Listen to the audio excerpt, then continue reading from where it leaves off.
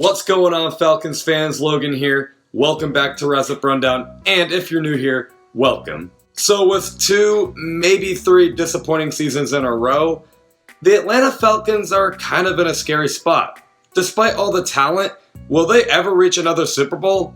Or even playoffs?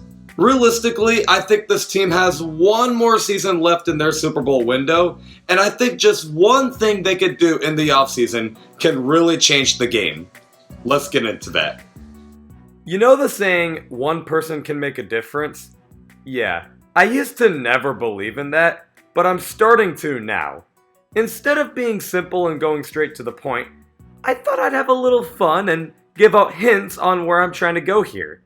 And hopefully, you guys can catch on to what I'm saying. And yes, in the end, I'll say what I think the Falcons should do if you don't catch on to it. But anyway, let's just take a look at this Falcons team now. Our offense has always been good, even with a pretty crappy offensive coordinator, to be honest. But the O-line is a mess, and that could be boosted in the draft. On the defense, we have names, but clearly no actions. Grady Jarrett is the only player who's been pretty good. Everyone else, there's a problem. Falcons fans are tired of Thomas Dimitroff, and you all know how low I am on Dan Quinn. Our team isn't looking too good heading into 2020. How can we milk out this Super Bowl window?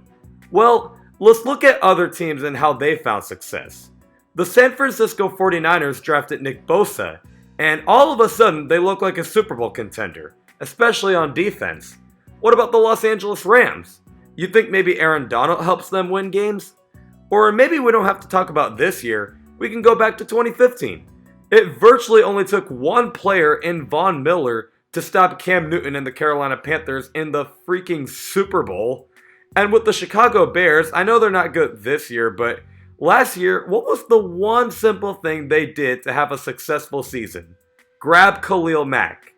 And ever since 2011, the Houston Texans have always had one of the better defenses in the league, thanks to J.J. Watt.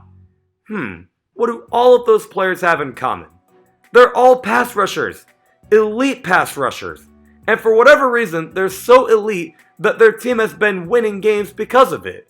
They truly do make the difference. And what's something the Atlanta Falcons don't have right now? A pass rush. Grady Jarrett's been fine, but everyone else needs to go. And guess what this year's draft has? A lot of pass rushers, especially in Chase Young. Now, to be honest, he'll probably be picked early, but you never know. Now, I'm not saying having a bad O-line is good, and having a head coach like Dan Quinn is impressive, but I am saying that in recent NFL years, having an elite pass rusher seems to change the game for any team. So what should the Falcons do in order to reach the Super Bowl again? Draft or grab from free agency an elite pass rusher. We have the cap space to get anyone, but we definitely have to be lucky to see if players like Von Miller and J.J. Watt is released. Or we can make it easier on ourselves and draft an elite pass rusher. And on the bright side, we finally have a high draft pick. We haven't had that high of a pick in a while, but this year we do. This is our chance. Maybe this is wishful thinking, and maybe we got a whole lot more work to do than just grab a pass rusher, but you never know.